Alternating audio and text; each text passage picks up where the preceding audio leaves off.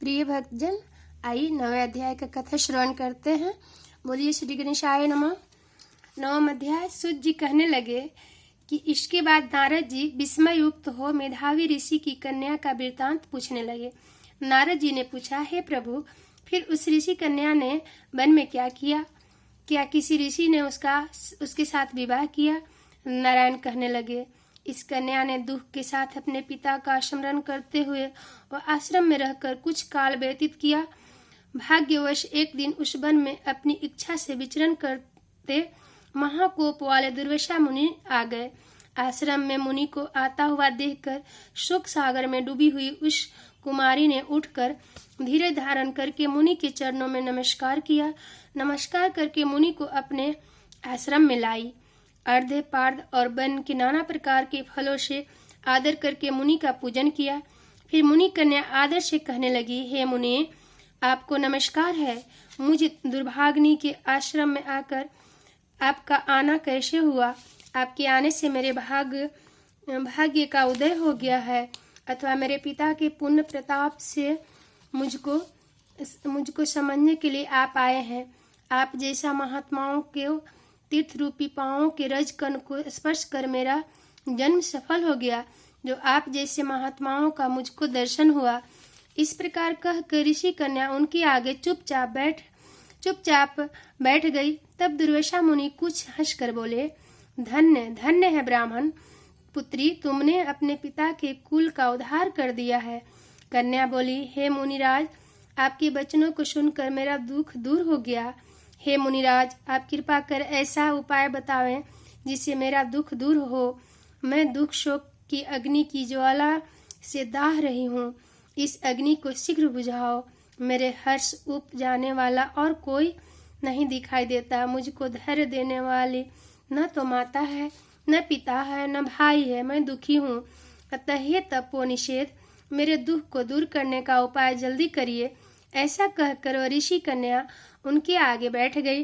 तब दुर्वासा मुनि ऋषि कन्या के कष्टों और पीड़ा के निवारण के उपाय वास्ते सोचने लगे। श्री नारायण कहने लगे, हे नारद, इस प्रकार मुनि कन्या के वचन को सुनकर मुनि दुर्वासा विचार कर अत्यंत कृपा करके इस बालिका को देखकर कुछ हितकारक वचन बोले। 10वां अध्याय का श्रवण करते हैं। ऋषि राज दुर्वासा कहने लगे, हे सुंदरी, अब से तीसरा मास पुरुषोत्तम आएगा। इसमें स्नान करने से मनुष्य के दोष तो छूट जाता है। उसके तुल्य कार्तिक आदि कोई भी मास नहीं है। सब मास तथा पक्ष और भी जो पर्व हैं, पुरुषोत्तम मास की 16वीं कला के बराबर भी नहीं है। 12,000 वर्ष गंगा में स्नान करने से जो फल मिलता है और सिंह के बृहस्पति में गोदावरी गंगा में स्नान करने से जो फल मिलता है, वही फल कहीं भी पुरुषोत्तम मास में एक बार स्नान करने से प्राप्त। स्नान, दान, जप आदि करने से सब मनोवांछित फलों की प्राप्ति होती है। इसलिए तुम भी पुरुषोत्तम मास की सेवा करो। मुनिराज मुनि कन्या से ऐसा वचन कहकर चुप हो गए।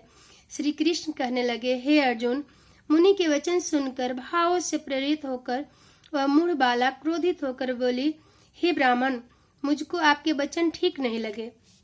माघ आदि मास किस प्रकार थोड़ा फल देने वाला है और कार्तिक आदि मास को कैसे कम फलदायी कहते हैं?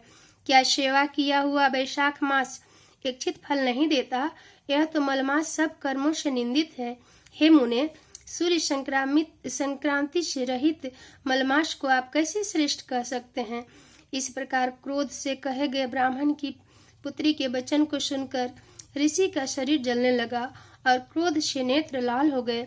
परंतु फिर भी मित्र की कन्या को श्राप नहीं दिया और सोचने लगे कि कन्या को श्राप नहीं दिया और सोचने लगे कि कन्या मूर्ख है, अपने ही हित अहित को नहीं जानती।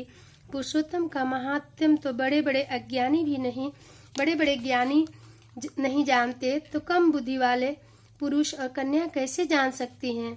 और यह बिना पिता की कन्या दुख रूपी अग्नि से सुलगती हुई मेरी अत्यंत उग्र श्राप को कैसे सहन कर सकेगी?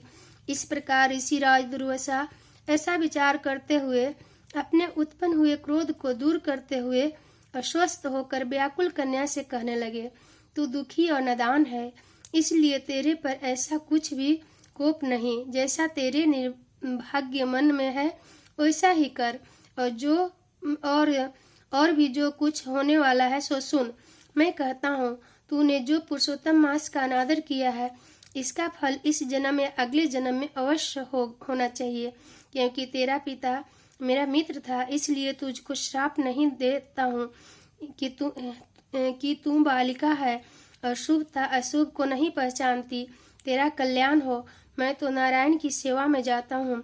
श्री कृष्ण जी कहने लगे कि ऐसा कहकर महाक्रोधी तपस्वी मुनि झटपट चले गए और उसी क्षण वह कन्या पुरुषोत्तम के प्रभाव से क्रांतिहीन हो गई और अपने मन में विचार करने लगे कि तत्काल फल देने वाली पार्वती पति श्री शंकर जी की आराधना करूंगी। ऐसा निश्चय करके अपने आश्रम में जाकर वह कठिन तप करने की इच्छा करने लगी।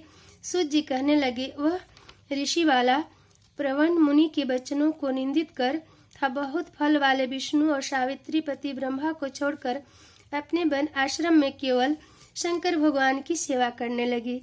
श्री कृष्ण गोविंद हरि मुरारी, हे नाथ नारायण वासुदेव। बोलिए कृष्ण भगवान की जय।